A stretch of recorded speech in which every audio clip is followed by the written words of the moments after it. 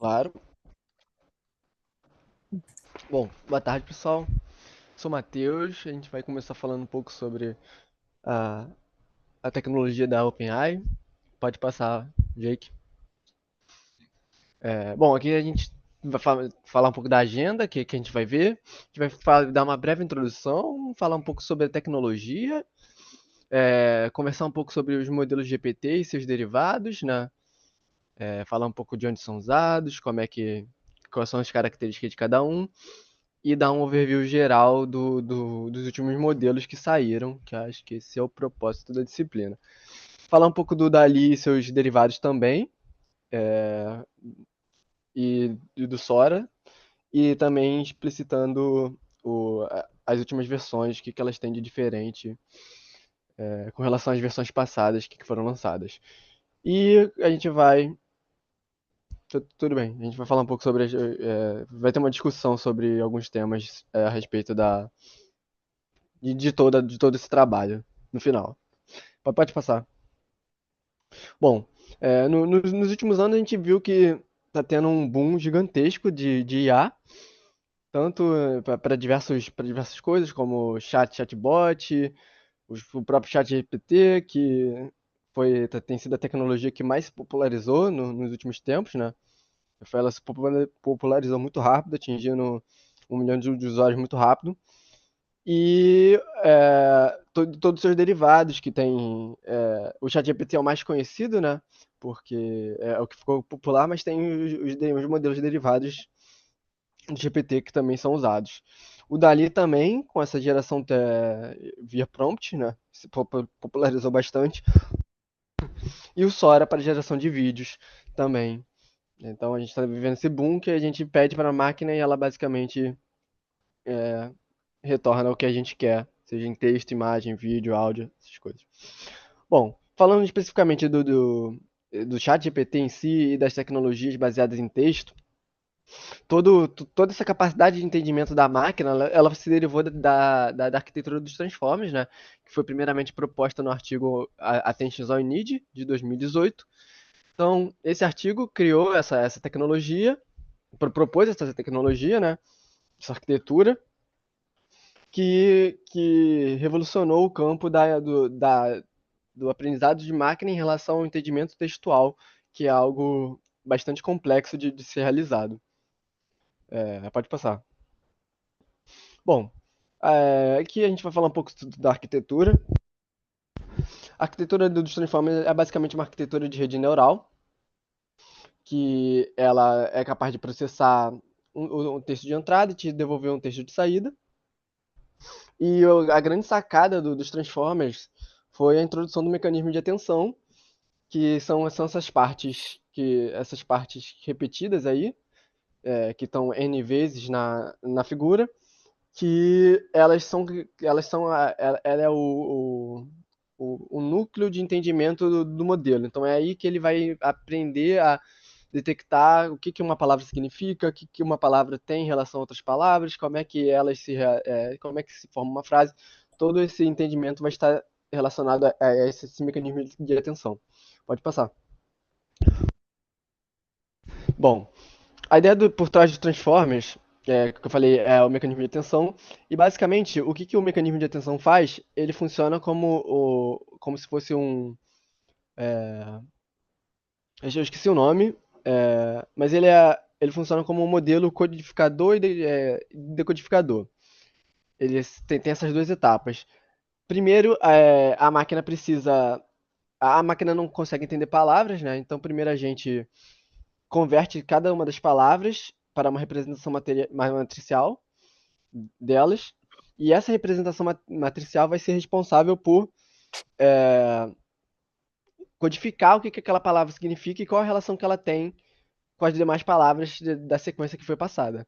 A gente tem aqui o Welcome to New York City, vai ser codificada para esse vetor acima, e depois a tarefa da rede é identificar o que cada codificação dessa significa e saber decodificar ela para uma tarefa específica. Nesse caso aqui, a gente quer traduzir do inglês para o francês, então a gente consegue pegar esse vetor e decodificar ele com a tradução, com a tradução esperada para o modelo. Então é basicamente assim que isso que funciona. Aqui tem um exemplo de como é que funciona, um exemplo visual de como é que funciona o mecanismo de atenção. Basicamente, as palavras elas trocam informação entre si para pegar essa informação. Elas vão trocando, vão atualizando a representação matricial de cada uma delas. E depois ele vai na etapa de decodificação. Vocês podem ler em cima que está na parte do decoding. Ele vai traduzir, vai pegando cada uma e decodificando para a tarefa específica. Isso até completar toda a sequência. É, acho que pode passar, senão vai repetir o GIF, né? E pode passar. E qual é a intuição por trás disso? Bom, basicamente. Não, pode voltar, Jake, por favor. É, bom, Aqui. basicamente o. É, aí mesmo. A gente vai trabalhar. A grande sacada é esse multi-head attention, que são cabeças de atenção mesmo, que é uma estrutura que vai ser responsável por captar qual é a relação que uma palavra tem com a saída esperada, entendeu? E são múltiplas cabeças. É por isso que se chama multi-head attention. Em cada cabeça ela vai estimar qual é a, qual é a palavra correlata da entrada para a saída. Então, com isso, tem múltiplas cabeças e depois o objetivo delas é entrar em consenso para ver qual é a melhor palavra para aquela entrada que eu devo resultar em. Então, vocês podem ver que a tendência geral das cabeças é manter sempre a diagonal principal, né? Pelo menos para essa tarefa de tradução, que a diagonal principal é basicamente um para um com a saída. Então, ele mantém uma relação forte. A cor amarela significa mais intensidade, né?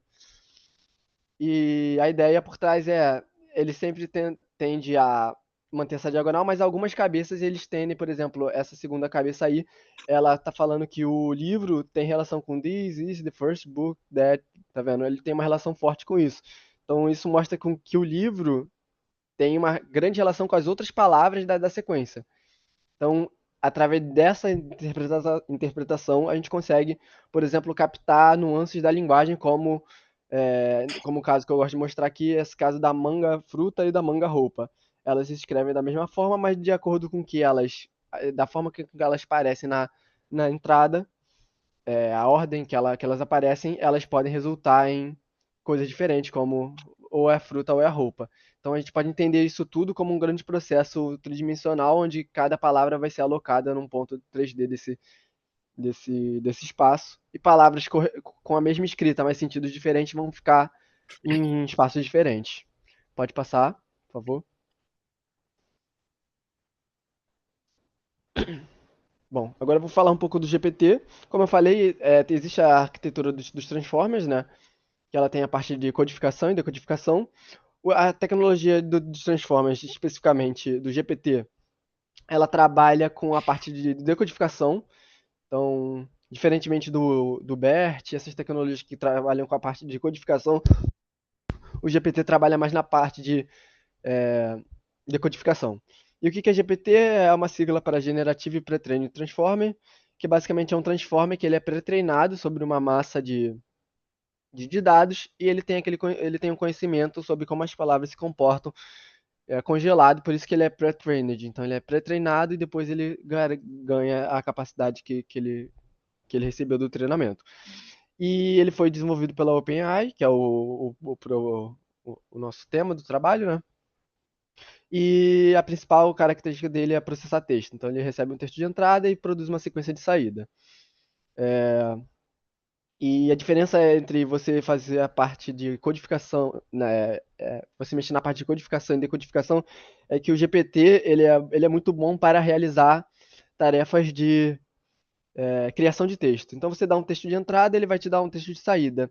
Porém, a parte de codificação, ela é mais útil para você interpretar coisas da linguagem, como qual é a classe, resolver problemas de Name Entity Recognition, é mais para a parte de classificação. Os modelos GPT eles são específicos para a parte de geração textual. Pode passar, por favor. Bom, o primeiro, se eu não me engano, ele surgiu em 2018, um tempo depois de ter surgido a família GPT começou com o GPT-1, né? Que começou em 2018, um pouco depois de ter saído o artigo do Attention is All You Need. E ele começou bem simples, com 17 milhões de parâmetros, e ele foi o artigo não, ele foi o modelo que começou a demonstrar o potencial dos Transformers. Ele tinha muito pouco parâmetro, e quanto mais parâmetro, mais aumenta a capacidade que o modelo tem de interpretar as coisas. Então, a gente pode entender um parâmetro como uma relação de uma palavra codificada naquela etapa que eu falei. Então, o GPT-2 veio logo em seguida, acho que em 2019 por aí, já com 1,5 bilhões de parâmetros. Ele melhorou bastante, ele teve melhorias significativas em relação ao GPT, a primeira versão, e ele tinha algumas questões de segurança porque não tinha técnicas de prevenir que o modelo falasse alguma coisa que estava fora do contexto. A gente vai explicar isso um pouco, o que que é esse problema em si, um pouco mais à frente, mas ele tinha esses problemas, então ele acaba sendo meio limitado por essa questão.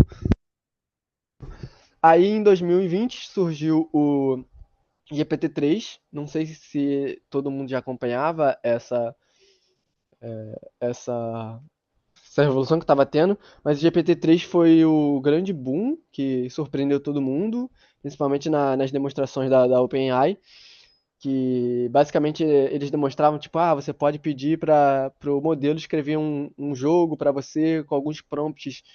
Você descreve o jogo, ele monta o jogo na linguagem específica, usando tecnologia específica, do jeito que você quer. Ele consegue resolver alguns problemas, criar texto, então isso foi uma grande revolução. Ele já saltou do 1.5 para 175 bilhões de parâmetros, foi um salto bem significativo.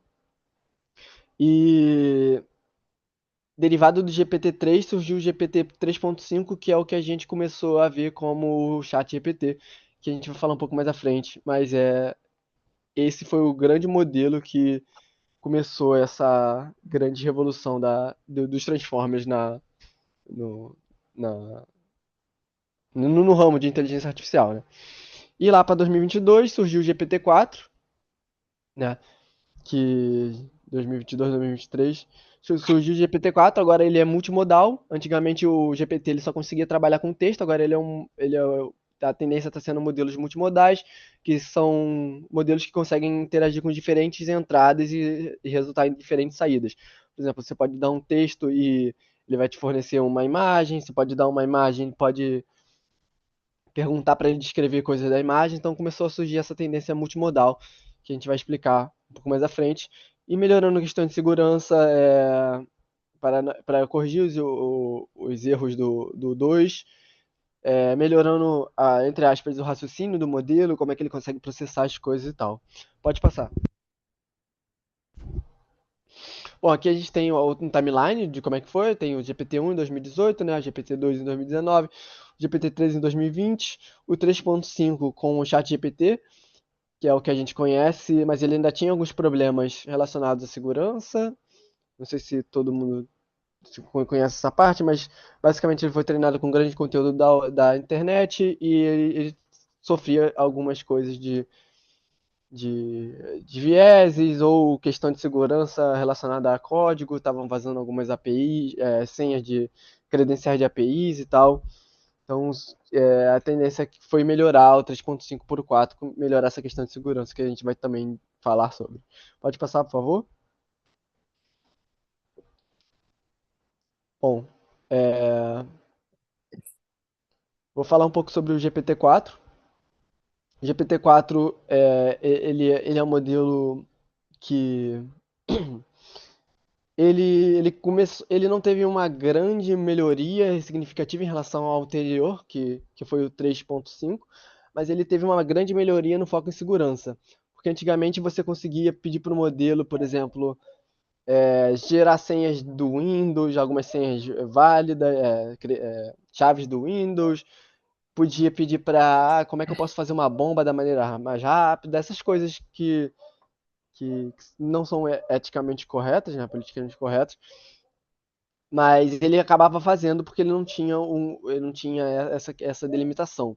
Então, Basicamente, as grandes melhorias dele foi que ele passou a ser multimodal. Agora você pode, por exemplo, dar uma entrada de imagem para ele e ele pode descrever a imagem para você.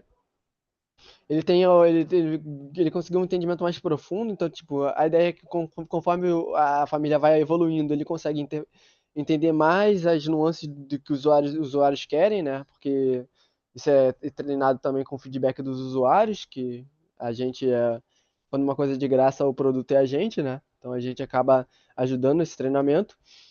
E a ideia é que ele é sempre melhorado, refinado, corrigindo os problemas das famílias anteriores. Mas o grande salto e a grande novidade dele foi a introdução da técnica RLHF, que basicamente é Reinforcement Learning with Human Feedback, que eu vou explicar mais à frente, pode passar, Jake. Que é basicamente, os modelos anteriores eles eram treinados com o feedback do usuário. Então a gente ia lá e dava novos prompts para ele treinar, fazer o fine tune para ele, que ele é um modelo pré-treinado, então ele ia absorver essas coisas no pré-treinamento. Com a introdução do RLHF, a gente passou a ser meio que o professor da máquina, sabe? A gente, a ideia por trás disso é que vai ter eu não sei se todo mundo está familiarizado com Reinforcement Learning, mas a ideia do Reinforcement Learning é o modelo, ele aprende sozinho, baseado nas interações que ele recebe de um ambiente. Então, nesse caso, o ambiente, a política de ambiente, ela vai ser criada por um humano, que é chamado de labeler, está ali na segunda linha da primeira coluna. E basicamente o humano vai mostrar para o modelo que para tal entrada o resultado esperado é esse. Você não deve fugir dessas coisas e deve evitar responder tais coisas. Então o humano vai escrever a política e através dessa política ela vai ajudar o modelo a criar, mexer naquela codificação que ele faz das palavras. Pode passar um pouco, que aí eu posso mostrar como é que funciona.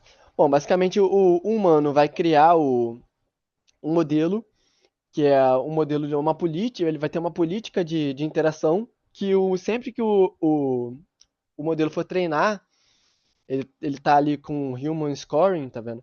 Sempre que o modelo for treinar e ler um texto, ele vai consultar essa política para ver o que ele deve fazer em relação a determinada entrada. Então, com isso, a gente começou a introduzir os humanos para interagir com a parte que era feita automaticamente pelo Self-Supervised Learning, né? Agora tem um humano também dizendo, você pode falar isso, você não pode falar isso, você deve falar isso dessa forma. E através disso, a gente conseguiu, pode passar, Jake?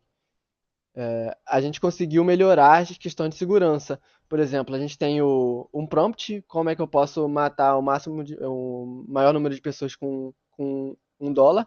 Antes de ter essa coisa, essa introdução do RLHF, ele dizia para você,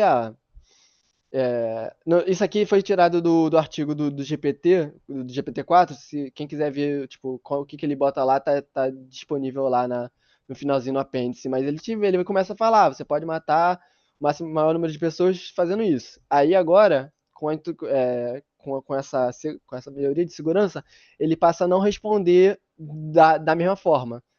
Então ele teve essa melhoria de segurança em relação a algumas temas sensíveis. Pode passar, por favor. E também com relação a algumas coisas sensíveis com relação à religiosidade e nacionalismo, essas coisas. Então aqui a gente pode ver que antes ele falava abertamente o que você pedia para ele. Claro que ele tinha um determinado nível de segurança, mas você conseguia burlar isso de algumas formas. E agora a tendência é que ele vai sempre se resguardar de responder essas coisas para não prejudicar o desempenho do modelo. Pode passar, Jake.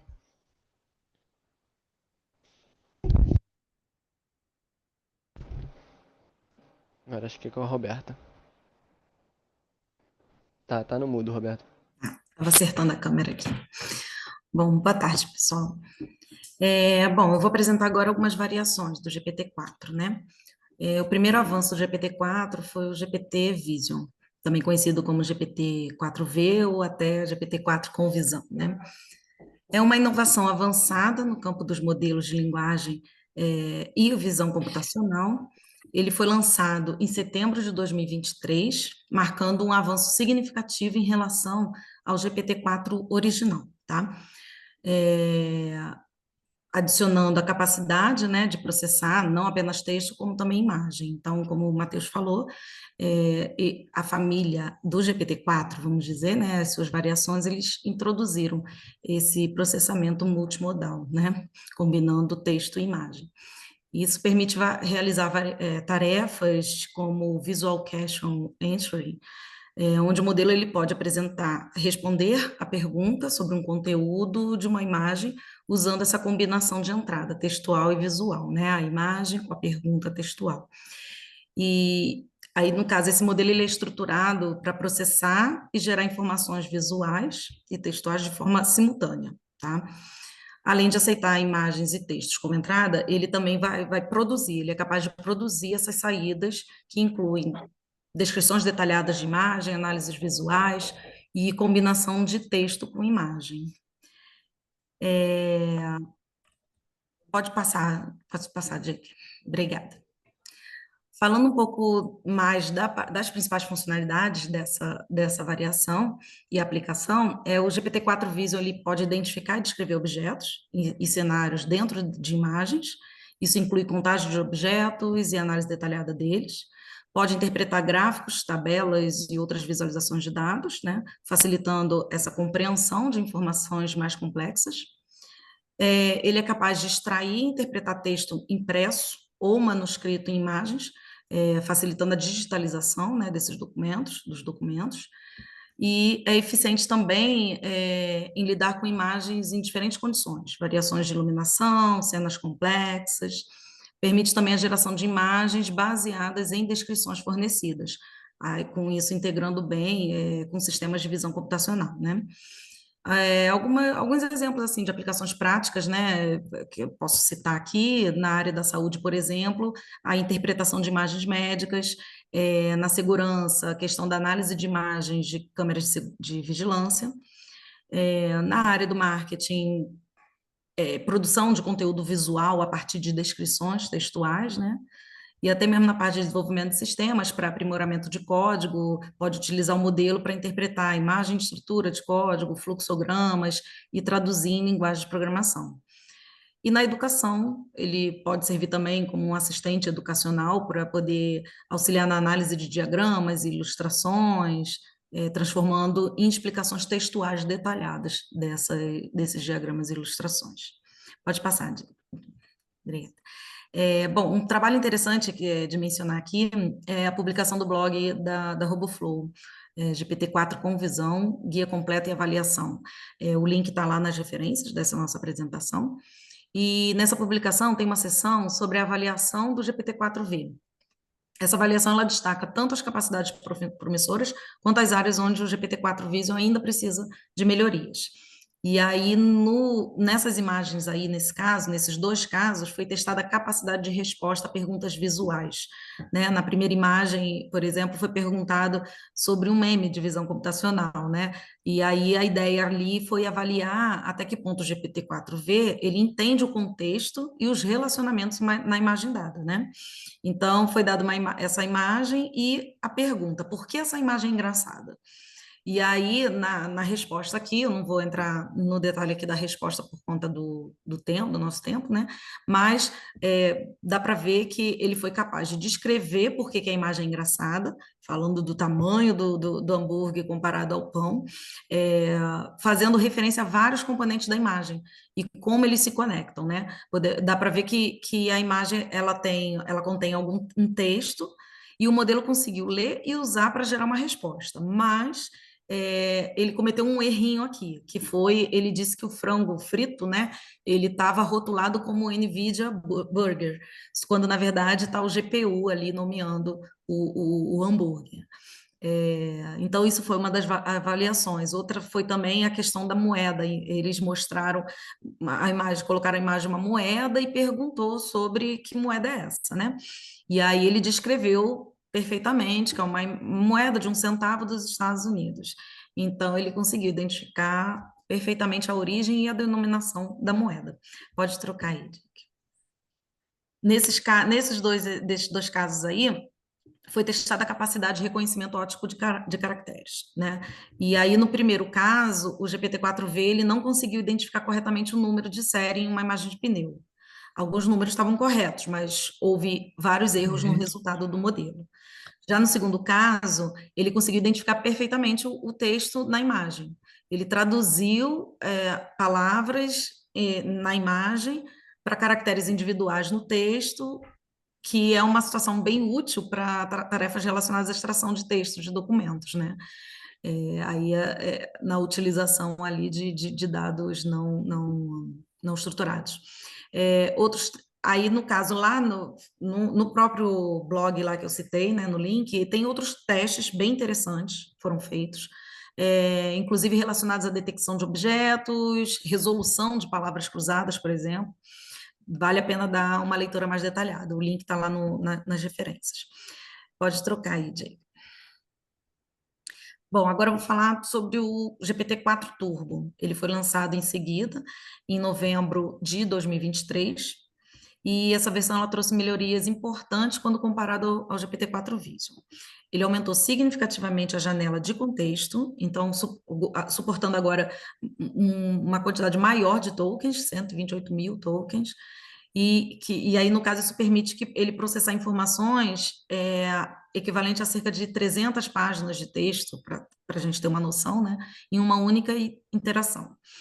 E essa capacidade, com essa capacidade, o GPT-4 Turbo ele pode fornecer umas respostas mais completas e precisas. Então, essa melhoria que trouxe o Turbo na precisão e respostas mais completas dentro do contexto. Além desses pontos, o GPT-4 Turbo ele também é mais econômico, reduzindo os custos de uso em comparação com as versões anteriores, e possui a capacidade de interagir com imagens. Ele aprimorou essa função, né, da interação com imagens. Então, dessa forma, o GPT, o Turbo, né, ele é uma versão mais robusta e econômica. Ótimo para ser aplicado ótimo para aplicações que demandam esse processo, esse processamento mais extensivo de texto e imagem, né? Bom, o GPT, agora em 13 de maio de 2024, né? Aí foi lançada uma versão do GPT-4 Omicron, e que foi um avanço, né, em relação ao Turbo, em relação a trazer melhor desempenho e eficiência.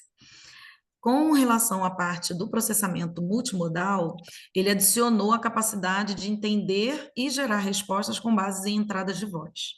Tá? Então, com isso, ele expande essa capacidade multimodal do modelo. Já em relação à análise visual, ele melhorou a capacidade de interpretar e analisar as imagens, gráficos, documentos enviados pelo usuário, enfim, ele teve essa melhora na parte da análise visual. Voltando à questão do processamento de voz, não pode continuar lá no slide. Voltando à questão do processamento de voz, ele compreende comandos de voz com latência mínima. Então, a interação ela se torna mais fluida e natural, né? E ele possui também a capacidade de detecção e respostas a sinais emocionais presentes na voz do usuário, né? Como ansiedade, estresse, ele consegue captar esses sinais. Então, essas inovações com o GPT-4 Omicron, ele amplia o escopo, né, desses modelos, tornando uma ferramenta ainda mais versátil, ainda mais atendendo a vários conceitos. Pode passar. Bom, nesse exemplo, dá para observar, dá para a gente observar a geração de uma imagem a partir de uma entrada textual e a capacidade de entendimento do modelo em diferentes níveis, né? Ele entende o que é um robô, ele entende que a posição, como deve ficar a posição da folha na máquina, do texto na folha, a continuação da primeira parte, da primeira instrução para a segunda instrução, que ele aumenta a folha, entre outros detalhes, né? Então você vê que existe um entendimento em diferentes níveis, em diferentes camadas. Pode passar. Aí, entrando um pouco aí na comparação de alguns modelos, mas bem sucintamente, né, de acordo com algumas medições de um benchmark, o GPT-4o ele alcança um desempenho no nível do GPT-4 Turbo em texto, raciocínio e inteligência em programação. E, ao mesmo tempo, ele estabelece novos padrões na parte de capacidade multilingüe, né, de áudio também e de visão. E aí, então, esse gráfico daí, ele vai mostrar uma avaliação, a parte da avaliação textual comparado a outros modelos. E aí dá para ver que o GPT-4o ele supera outras versões em praticamente todas as entradas, né? Apenas na última ali ele perde um pouquinho para o GPT-4 Turbo, mas no contexto, no geral, ele tem um desempenho melhor. Pode trocar. Já nesse gráfico, ele já mostra a performance de tradução de áudio, né? E, mais uma vez, o GPT-4o, ele supera os demais modelos. Pode passar. Aqui podemos ver as variações de compreensão visual. E aí, destacado aí os valores, os maiores valores, né, os melhores resultados, e todos eles estão ali do GPT-4 Omicron. Pode passar. Aqui mostra a questão da linguagem, né? Ele mostra o ganho do novo tokenizador que foi implementado, utilizado nesse modelo, né? Em que ele, com menos quantidade de tokens, ele é capaz de traduzir capaz de traduzir diferentes línguas. Então, isso aí também foi um ganho no entendimento de diferentes linguagens. Pode passar. E aqui, como mencionado até pelo Matheus lá no GPT-4, e toda essa família, eles começaram a ter uma preocupação muito grande com a questão da segurança, né? E o GPT-4o, ele melhorou ainda mais, né? Ele incorporou a segurança, né? A segurança do GPT Omicron, ele é incorporada por design em todas as modalidades. Então, por meio de técnicas como filtragem de dados de treinamento, refinamento do comportamento do modelo após o treinamento, e ele consegue garantir mais a segurança da informação. Também foram criados novos sistemas de segurança para fornecer esses limites nas saídas de voz. Pode passar. Bom, o GPT-4 Omicron Mini, ele foi lançado em 18... Desculpa, alguém falou alguma coisa? Ah, tá. O GPT-4 Omicron Mini, foi lançado em 18 de julho de 2024. Ele, na verdade, é uma versão compacta e otimizada do GPT-4 Omicron, né? Ele, na verdade, foi desenvolvido para oferecer uma alternativa mais econômica e eficiente em termos de uso de recursos, só que mantendo as capacidades do GPT-4 original, né? GPT-4o original. Só que o foco mesmo dele é redução de custos e adaptar-se em ambientes com recursos limitados, né? Então, ele apresenta uma arquitetura mais compacta, que mantém a qualidade das respostas enquanto consome menos recursos computacionais. E, apesar do seu tamanho reduzido, ele supera modelos anteriores em vários benchmarks de inteligência textual e raciocínio multimodal também. Mantém a capacidade de lidar com múltiplos tipos de dados, incluindo texto, imagem, voz, enfim. Pode passar. O modelo ele mantém uma janela de contexto, né, de 128K tokens e suporta até 16K, 16 mil tokens de saída por solicitação. Isso facilita tarefas que envolvem grandes volumes de contexto ou múltiplas chamadas de modelo, né? Ele é mais de 60% mais barato comparado ao GPT 3.5, né? Turbo. Então, com custos bem baixos, para a entrada e saída de tokens, né? Esse modelo ele é ideal para dispositivos móveis, sistemas embarcados e aplicativos que requerem uma eficiência em termos de custo e potência, né?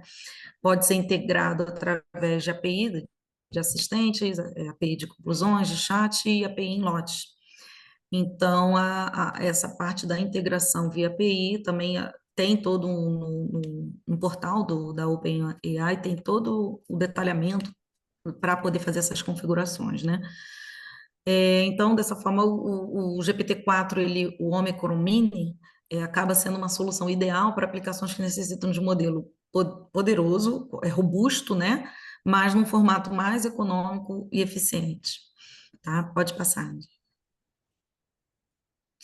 Bom, falando o ChatGPT, falando agora do ChatGPT, né? Ele é uma aplicação especializada dos modelos GPT. Ele foi desenvolvido para promover a interação mais natural e fluida, né? Ele é destinado principalmente ao uso de chatbots e assistentes virtuais. É, Em relação à arquitetura e estrutura, o GPT-4 ele também utiliza a arquitetura do Transformer, especificamente o decodificador, né, para gerar texto. Essa estrutura, ela, na verdade, ela é fundamental para criar respostas que não são apenas coerentes, mas também relevantes para o contexto da conversa.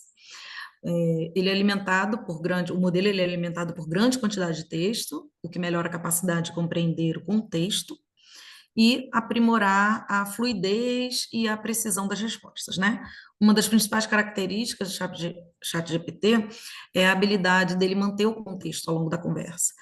Então, ele gera respostas que são tanto contextuais quanto naturais, com base no histórico das interações, né, anteriores.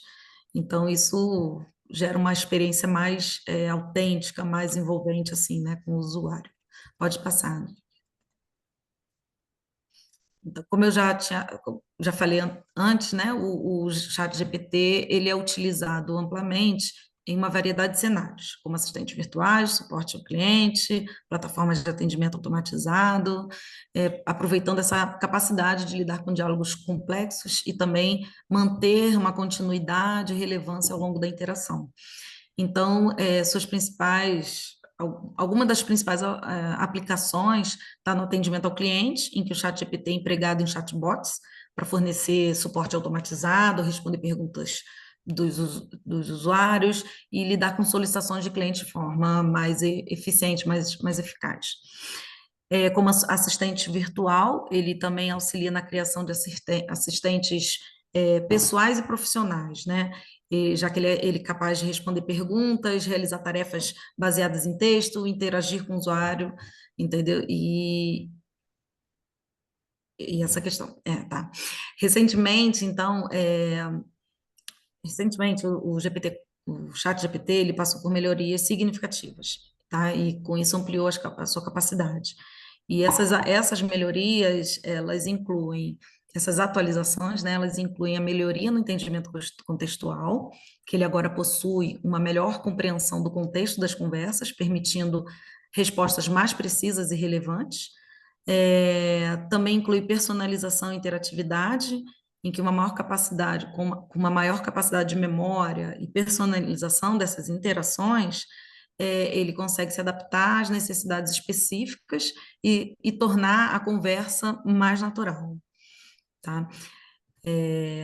Então, concluindo, né, o ChatGPT acaba representando um passo grande nessa experiência, né, de conversação entre usuário e máquina, homem e máquina, mais envolvente, mais intuitivo. Pode passar? Considerações dos modelos do GPT. Não, volta. Desculpa. Uma das principais, só destacando algumas questões, uma das principais dificuldades nos modelos GPT é garantir que os modelos realmente respondam com precisão e confiabilidade, tá? Especialmente quando lida com imagens e dados mais complexos. Além disso, a capacidade de adaptação a diferentes contextos e a necessidade de muito poder computacional para modelos avançados, como o GPT-4 Turbo e o GPT-4 Omicron, são questões também de destaque importantes, que elas devem ser consideradas. Por outro lado, teve um grande, observamos um grande avanço, né, com a introdução de capacidades multimodais, com os modelos GPT 4, né? Como vimos com o GPT-4 Vision e o GPT-4 Omicron, né? Esses modelos eles melhoraram a forma como texto e imagem se conectam, e o GPT-4 Turbo deu um salto na capacidade de lidar com mais informações de uma vez. A eficiência melhorou também com o GPT-4 Omicron Mini, e que se destaca por ser mais econômico e funcionar bem em ambientes com recursos limitados.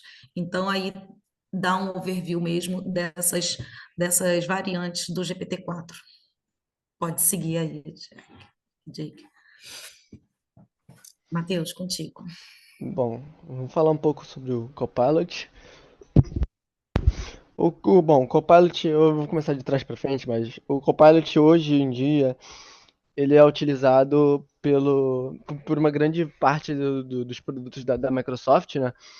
Como o Office, o Word, o próprio Windows 11 tem uma parte relativa a isso.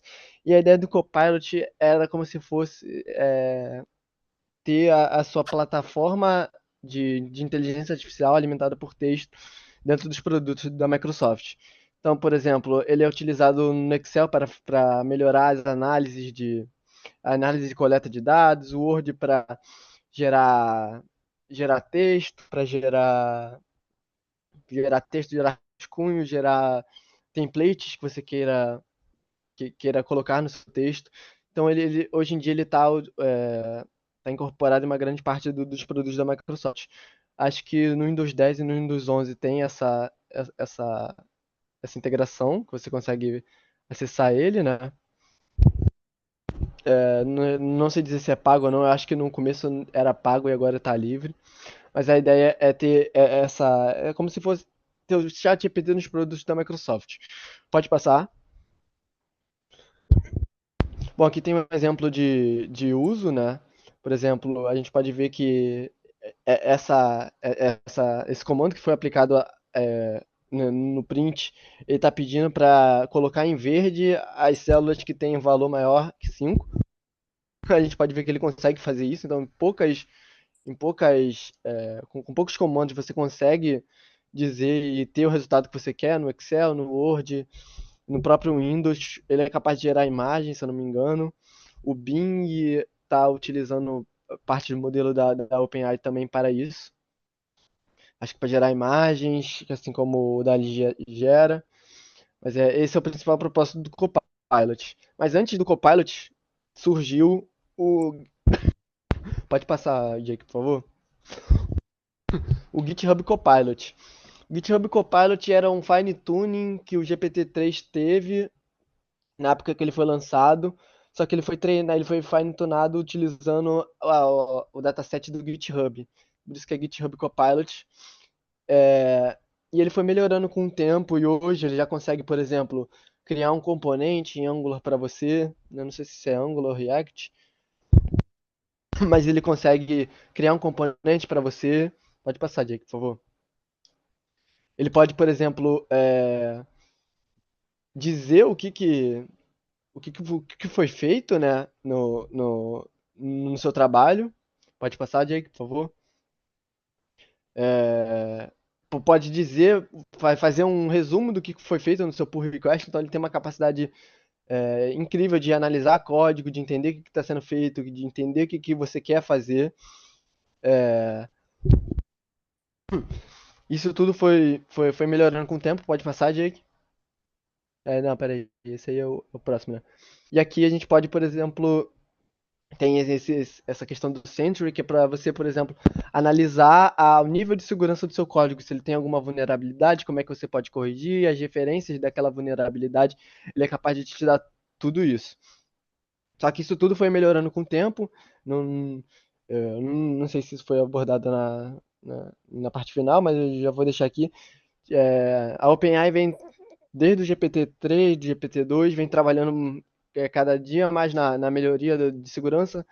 Um problema recorrente que tinha nas primeiras versões do GitHub Copilot, que eu acredito que não tenha mais, era que o modelo ele foi treinado em cima do GitHub, e até uma polêmica isso, que ele estava expondo chaves de API, teoricamente isso era uma informação ou falha de segurança de quem criou o repositório, ou ele estava acessando sem permissão os repositórios privados para ter acesso a essas credenciais. Então aí entra um pouco mais de da coisa ética desses modelos. Não vou entrar muito em detalhes porque a gente fala depois.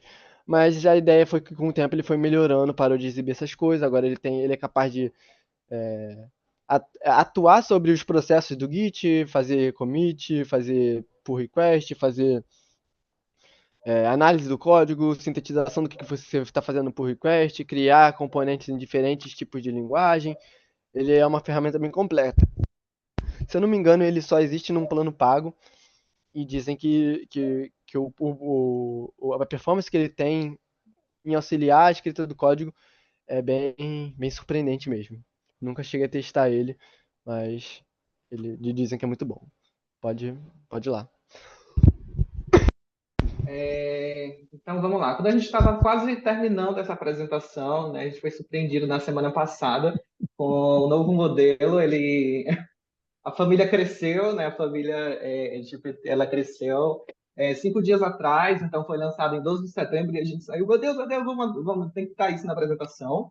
A gente ainda não tem muitos detalhes sobre esse modelo, mas basicamente o que eles descrevem é que eles propuseram, eles treinam com um algoritmo de aprendizado por reforço, mas o principal foco, o principal diferencial é na capacidade de raciocínio, né? Raciocínio lógico, de resolver problemas, né, e tal. Então, assim, uma das principais features, diferenças que eles trazem é essa questão do que eles chamam de cadeias de pensamentos, né, para solucionar o problema. Como se fosse um ser humano, digamos assim. Você pega um problema complexo e aí você vai quebrando passo a passo para resolver. Como, por exemplo, mas aí mais coisas mais específicas. Por exemplo, fórmulas matemáticas, código de programação e etc. No site, eles dão diversos benchmarks e tal, mas eu trouxe só um exemplinho aqui para vocês entenderem, né? O que eles trazem com isso, né? Então, eles pegaram a prova da Olimpíada Internacional de Matemática e aí deram para o modelo mais atual, que é o Omicron. Ele acertou 13%, e esse Strawberry, ou algum, ele acertou 90% das questões lógicas, né? Então, o que eles dizem é que esse novo modelo, ele olha a pergunta por várias perspectivas, tendo a capacidade de se corrigir antes de entregar a resposta, e, de acordo com eles, tendo menos alucinações. Só que aí eu disse assim, será que é mesmo? Então, bora testar esse negócio. Aí, o que eu fiz, né? Vamos testar aqui ao vivo para saber se esse bicho é bom mesmo. Tá, então vamos lá. Ó, aqui desse lado aqui é o Omicron, né? O zero e tal. E aqui desse lado eu tenho aqui o preview. Aí o que eu fiz? Eu usei uma outra IA para gerar para mim uma questão de PAA, de programa bem assim, gera para mim uma programação assim bem uma questão bem avançada de PAA e dificultei a questão e tudo mais. E aí eu vou passar como prompt, né, exatamente o mesmo prompt para as duas IAs, e aí vamos ver como que vai ser a diferença das respostas, né? E aí o que eu notei? Primeira coisa, né? Primeira coisa que o Omicron, ele é quase que one shot, né? Ele responde quase que na hora, assim, digamos assim, né? Ele responde muito rápido e aí, enfim, né? Nesse caso aqui, ele deu duas respostas, né? E esse novo, o Strawberry, ele demora um pouquinho mais, né? Aqui ele demorou cerca de 6 segundos, mas assim, o que me parece é como se ele fosse um modelo mais pesado e se ele fizesse uma série de verificações, tipo, ele dá-se uma resposta e, segundo a descrição do site, ele, digamos assim, ele avalia a resposta antes de entregar, faz algumas avaliações, né, antes de entregar. A resposta parece basicamente a mesma, mas assim, parece muito parecido com o outro, mas a principal diferença, né, é que agora você consegue ver, diferente do Omicron, que ele é quase que assim, bem mais rápido, digamos assim, mas a diferença que você consegue ver é o passo a passo do raciocínio, digamos assim. Então, ele meio que simula assim, o passo a passo que foi para resolver aquele problema, né? Então, tipo assim, primeiro passo é formulando métodos. Estou pensando como usar a programação dinâmica para piriri, piriri, parará, né? Desvendando o problema, reformulando o problema e tal. Isso, assim, né? Existem diversos exemplos que vocês podem testar, diversos prompts que pode testar, né? Mas a ideia é que ele seja, digamos assim, a principal melhoria desse modelo é em relação a questões que exijam raciocínio lógico, né, de pensamento. No próprio site deles, eles apresentam, deixa eu voltar aqui no próprio site do lançamento, eles apresentam, inclusive, outros benchmarks, tipo assim, por exemplo, deixa eu pegar aqui um interessante, de maratona de programação, existem diversos desafios, né? Então, eles pegam, por exemplo, codificação, aqui, que é para gerar código. Então, aqui, por exemplo, nesse exemplo, né, ele gera com o Omicron e com esse novo Preview, e aí ele passa basicamente o mesmo, que é para escrever uma matriz lá e tal, direitinho, e aí você consegue ver a cadeia de pensamentos dele, que foi para resolver aquele problema, né? Então, o usuário está requisitando, pererê, pererê, pererá, né? Então, primeiro você vai fazer, e aí você consegue mais ou menos ver aqui digamos assim, a simulação do raciocínio da máquina, digamos assim, e potencialmente isso pode ajudar, né, tanto no aprendizado dos alunos, para essas questões lógicas e de resolução que precisam, tá? Só que assim, eu como bom fofoqueiro, eu perguntei, por que strawberry? Por que morango? Aí eu fui pesquisar uma pequena, rapidinho, para saber, estou trazendo uma curiosidade para vocês. É strawberry, porque o nome do modelo, ele possui o nome da fruta, né, em inglês, obviamente, pois até as últimas versões, quando perguntada, né, a máquina ela dizia que a palavra strawberry só tinha duas letras, né, e aí na internet, tipo, tem salvo screenshot da galera interagindo com a máquina e ele teimando, dizendo que ele tinha só dois R's, e aí os desenvolvedores meio que apelidaram esse novo modelo de Strawberry, mas assim, é só, digamos assim, por conta dessa brincadeira, tá? E com isso a gente fecha, digamos assim, esses avanços da família GPT em termos de geração de texto, e agora vamos para o DALL-E, né? O DALL-E, ele é também um produto da OpenAI, mas só que ele é um modelo de geração de imagem, gera imagens, né? Então ele gera imagem a partir de prompts textuais. E aí outra curiosidade também, por que o nome é DALL-E, né? Ele é uma mistura do nome daquele artista Salvador Dalí com o personagem do filme Wall-E, né? Então, DALL-E. É, então, essa é basicamente uma linha do tempo. Ele tem três versões atualmente. A primeira versão foi em janeiro de 2021. Utilizaram um codificador de variação discreta, que foi um mecanismo que foi proposto da equipe deles com a equipe de Mind Alphabet. Em abril de 2022, eles lançaram a segunda versão, que usou um modelo de fusão estável, que entrega dados do clip, e ele é treinado com 30 milhões de imagens, ou 400 milhões de imagens, tá? Em setembro, né, de 2023, a gente tem o último modelo que foi lançado, que é um modelo que segue instruções complexas com maior precisão, e aí eu vou explicar mais ou menos por que é isso, já já. Eles dizem que geram imagens mais coerentes e se integra ao ChatGPT, tá? Então, vamos falar um pouco do recurso capacidade, né? Assim, principalmente o DALL-E 3, né? 1 e o 2 já passou, o foco da apresentação vai ser na terceira versão, que é a atual que a gente tem acesso hoje, né?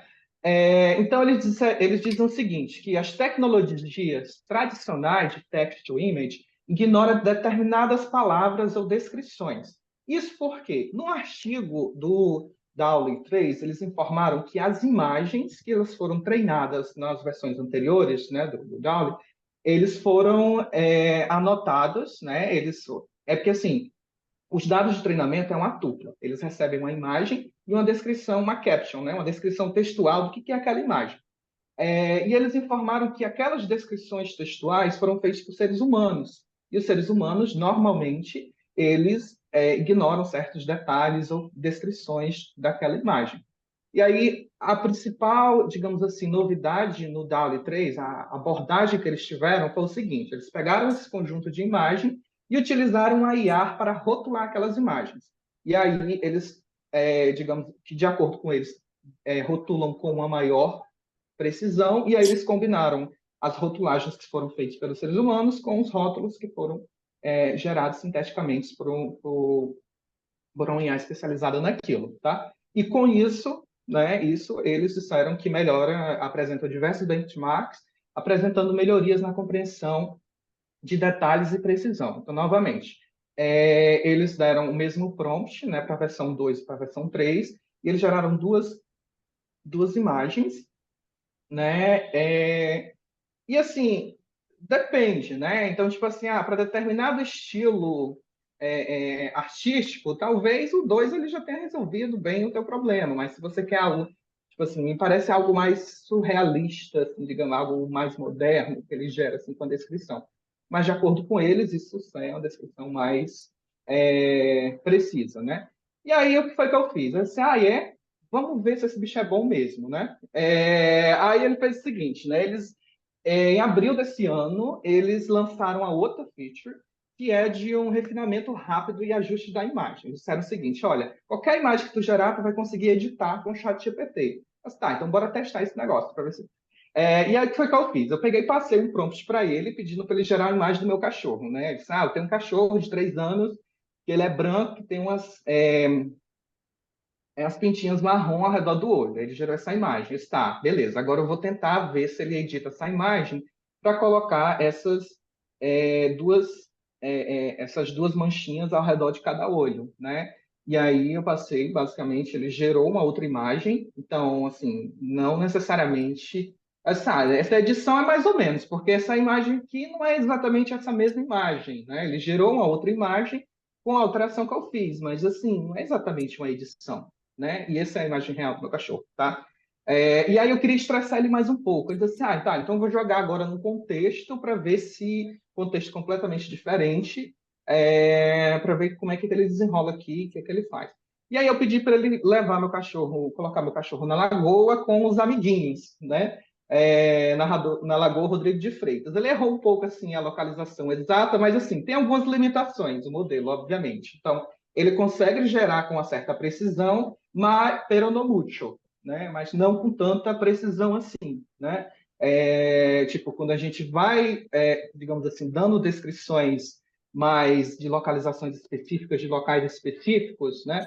Ele ali, né, não é tão perfeito assim, né? Mas legal, tipo, achei interessante que, por exemplo, ele entendeu que little friends, amiguinhos, né? Não eram amiguinhos pessoas, eram amiguinhos cachorrinhos, que no contexto dele faz sentido e show, era isso mesmo, né? E aí, o que acontece, né? Como é que a gente pode acessar essas coisas, né? Acessibilidade e liberação. Então, a Microsoft Bing, ele incorporou o DALL-E 3 da OpenAI, você pode acessar gratuitamente, basta criar uma conta na Microsoft, e através do seu navegador de texto você pode acessar, ou você também pode acessar pagando a versão Plus ou Enterprise do chat, né? Do ChatGPT. Ou você pode acessar gratuitamente através do Microsoft Bing. Então, lá você consegue, enfim, basicamente as mesmas capacidades. Você dá o mesmo prompt e gerar imagens, tá? E aí eles apresentam algumas técnicas avançadas. Eu quero testar essas técnicas avançadas para saber se isso é avançado mesmo, né? Então, uma das coisas, né, eles permitem ajustes finos para tarefas específicas. E aí eles disseram assim, você use muito adjetivos. Aí tá bom. Né? Aí eu passei um prompt, de um céu ao pôr do sol no mar da cidade do Rio de Janeiro. Aí, Rio de Janeiro é Leblon, né? Assim, isso reconhece isso, tudo bem. E aí eu disse assim, tá, então me gera agora um céu vermelho ardente sobre um mar azul calmo na cidade do Rio de Janeiro. Aí ele gerou assim, enfim, alucinou um pouco aqui, colocou um Cristo Redentor aqui dentro do mar, mas tudo bem, né? Tá, ok, eu entendi que ele consegue reconhecer esses adjetivos. Ele também tem outra técnica avançada, que é a adição em camadas. E aí eu pedi para ele gerar um céu sereno, azul e rosa com pássaros. Aí, coloca aí pássaros na minha imagem. Voando na direção nordeste, na cidade do Rio de Janeiro. Aí ele mudou, já colocou uma visão assim panorâmica da cidade com pássaros, mas entendeu essa nova camada que eu queria adicionar, que era dos pássaros. Né? Eu disse, legal, vamos lá. Vamos continuar com a brincadeira. E aí eles também têm a possibilidade de você gerar diferentes estilos de arte. E aí eu pedi basicamente o mesmo prompt, só que no estilo de Van Gogh, no estilo fotorrealista e no estilo de ilustração. Assim, não é exatamente a mesma imagem, ele gerou 3 imagens diferentes, mas assim, ele reconhece também diferentes estilos artísticos, né?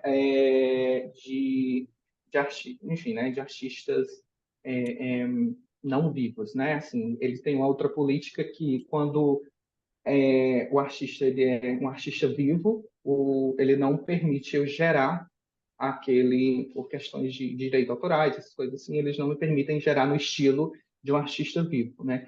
Como é que eles fazem a fabricação, não sei muito bem, mas é isso, né? E também tem uma outra técnica que eles disseram que é o refinamento interativo. E aí que é tipo assim, você vai editar e ajustar as imagens. Eu fiz esse outro teste, onde eu pedi para ele gerar uma imagem realista da cidade do Rio de Janeiro, e aí eu pedi para ele colocar em horizontal, né? Assim, não é exatamente a mesma imagem, como vocês podem ver, ele gera uma outra imagem, mas assim, esse refinamento ele permite, só que não exatamente a mesma imagem, né? Não é exatamente a mesma imagem. Eu coloco aqui a imagem na horizontal. Tá, e aí segue também algumas práticas de uso, né, que eles recomendam, que você precisa ser específico quando você vai passar um prompt. Mas assim, como eu mostrei naquele teste, específico, mas assim, peronomútil, né? Quando é específico demais, ele se perde ali. Mas é específico nesse nível aqui. Então, por exemplo, eu pedi só uma foto do animal, de uma mulher, e ele gera aqui. E aí, se eu quero mais detalhes, eu preciso informar. Uma mulher de terno parada numa área urbana, com óculos escuros, segurando uma pasta preta e um skate. Aí, ok, né? Aí ele já gera melhor. E no geral, né, as recomendações gerais para o uso do DALL-E seja específico, né, experimente, às vezes o prompt mais inesperado pode produzir os melhores resultados. Você também precisa compreender que há limitações nessas tecnologias, então entender essas limitações, ele pode ajudar você a melhor trabalhar e extrair, né, é, essas características dele, e sempre fica de olho por as atualizações para aproveitar o máximo do DALL-E, né? Então, assim, normalmente o que a gente está vendo é uma atualização uma vez por ano. Então, como já saiu, né, o Strawberry 01, então, assim, a qualquer momento pode sair, talvez, uma versão de um DALL-E 4, por exemplo, né? Então, vamos ficar de olho, tá? E só para finalizar essa parte do DALL-E, né, outros são os exemplos de aplicações de casos de uso. Então, por exemplo, design de logotipo, né? Então, eu pedi para ele gerar para mim um logo vetorial geométrico em plano em forma tipo assim de visualizações de dados, preto, minimalista e no estilo desse artista aqui, e aí ele gera mais ou menos aquilo, tá?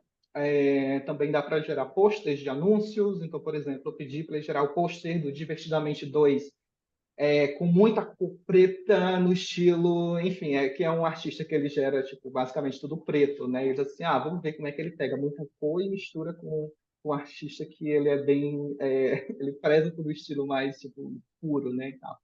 E aí ele mistura aqui essas duas coisas e gera, e eu achei ok, né, bacana.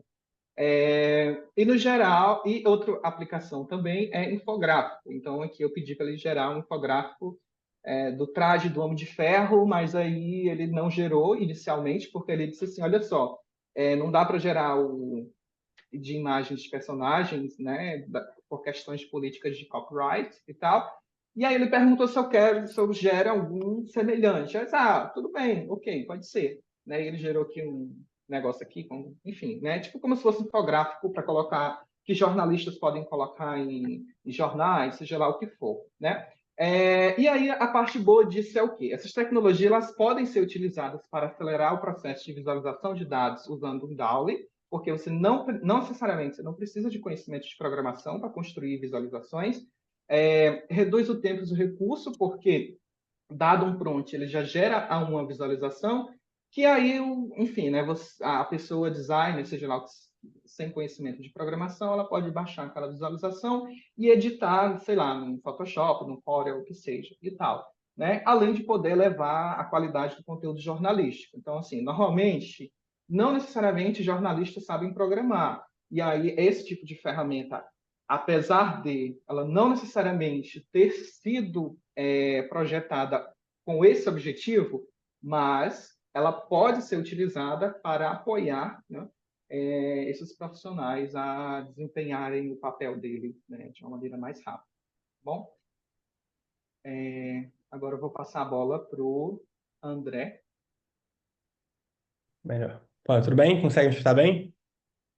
Uhum. Então, beleza. Então, pessoal, agora falando um pouco do Sora. Eu dei uma pesquisada rápida agora que eu gostei das curiosidades. E o Sora é porque é céu em japonês, que é uma referência às inúmeras possibilidades de criatividade que eles estão querendo trazer. O Sora, ele gera vídeos de alta qualidade, de acordo com o prompt fornecido, sobretudo linguístico.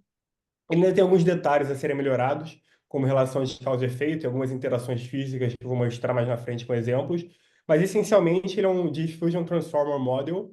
Eu vou dar um pequeno overview técnico, teórico, né, sobre essa estrutura, para explicar um pouco, talvez uma parte a gente que não entrou tanto assim, e depois, mas não é o foco da apresentação, e aí em seguida eu vou falar um pouco mostrar um pouco dos exemplos que eles trazem, mas no geral é muito parecido com o DALL-E, né, nas aplicações práticas. Então, aí tem um exemplo simples de uma pessoa andando, se puder já passar para o próximo. O Sora, ele é essencialmente, né, eu acho que antes de tudo tem que saber o que é um Diffusion Model. A ideia é simples, né, a ideia principal é converter padrões de estruturas clássicas em ruído gaussiano, você aprender a fazer essa conversão de passo em passo, você consegue aprender o oposto. Então, só um overview para o pessoal que nunca viu o que é um Diffusion Model. E esses tipos de modelos vieram de um trade-off, né, de tractability, flexibility das distribuições, uma distribuição que é muito fácil de estimar, às vezes ela não representa bem os dados, e ao mesmo tempo uma distribuição difícil de estimar, é, representa muito bem os dados, né? Então foi uma ideia que se teve para tentar buscar representações melhores. Se puder passar também, por favor. E aí vieram com a ideia de fazer um transformer, né, com imagens. É, Bom, depois chegou nos diffusons, né? Como é que é um transformer com imagens?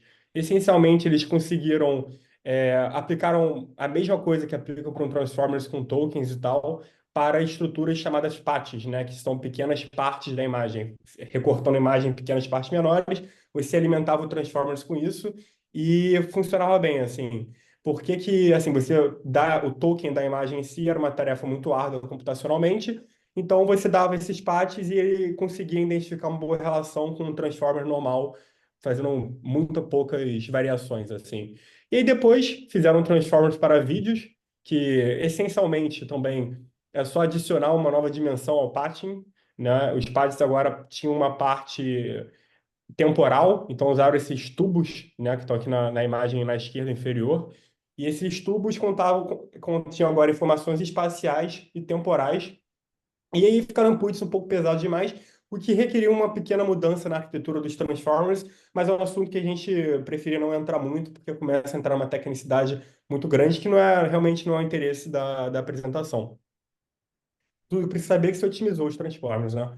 E aí, por fim, chegaram esses Diffusion Transformers Models, né? Obviamente, eles não falam como é que o Sora é treinado, competitividade, essas questões, assim, não tem essa transparência toda. Então, todas essas informações eu peguei a partir dos papers principais aos quais eles se referem no site. Então, as sócios seguem ali embaixo, então quem quiser dar uma olhada melhor tem lá.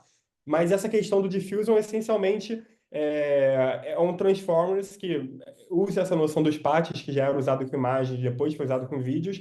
Eles adicionaram, né, uma questão, um meio latente para essencialmente evitar um overfitting, se tornar o treinamento mais eficiente. A densidade informacional de uma imagem, por exemplo, é muito maior do que uma frase. Então, foi comum você dar menos inputs para o modelo para ele aprender a não overfitar tanto. Mas, assim, isso são detalhes técnicos, eu acho que tudo precisa saber que através desse caminho se chegou a usar transformers com modelos difusos, que é usado nesse processo generativo tanto das imagens quanto dos vídeos. E aqui na direita a gente tem uma imagem que a gente mostra como é que o mais uso de transformers, seguindo o eixo, né, o eixo X, e descendo o eixo Y, que é diminuindo os tamanhos do patch, você vai aumentando a resolução do seu vídeo, né? Porque você vai usando um maior poder computacional, e por isso tem essa guerra toda hoje em dia por GPU, porque realmente faz diferença, assim, né? É, patches menores e mais treinamento no Transformers gera resoluções menores. E aqui embaixo tem a imagem do cachorrinho, né? Com 4 vezes de computação, depois com 22 já são duas coisas completamente diferentes. Pode passar, por favor.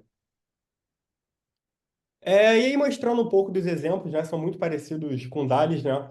É, eu tenho muita coisa ainda para falar além do Sora, então passando muito por alto, né? Dá para você pegar uma imagem e transformá-la em vídeo de acordo com um prompt textual seu. Dá para você modificar um vídeo. Nesse caso, eu não sei se a luminosidade está muito ruim, mas primeiro está no vídeo na esquerda um deserto, e você fala que você quer um meio de uma floresta, ele vai lá e transforma. E na esquerda superior você consegue fazer diferentes frames, né, do vídeo que você está fazendo, diferentes formatos. Isso modifica também a visão que você tem das imagens. Então, é importante, principalmente na parte visual de vídeos especificamente, você ter essa capacidade de mudar um frame, que vem um pouco disso, de você ter a separação em várias partes diferentes, né? Facilita esse recorte. Pode passar, por favor. E aí a parte que o modelo não funciona muito bem, essas consistências físicas, você vê o copo aí, ele está caindo, ele está quicando, né? Ele não está muito quebrando de fato. Eu acho que tem esses aspectos realmente de física mesmo, leis físicas do modelo ainda não pegou muito bem, mas ele teve vários avanços para esses outros modelos de geração de vídeo, não necessariamente pré-treinados, né? Modelos feitos especificamente para algumas tarefas, tinham problemas com consistência 3D, tinha coerência, a falta de coerência com vídeos de períodos maiores. Então, o Sora, por exemplo, ele produz vídeos de 1 minuto e já é assim, um grande feito, né?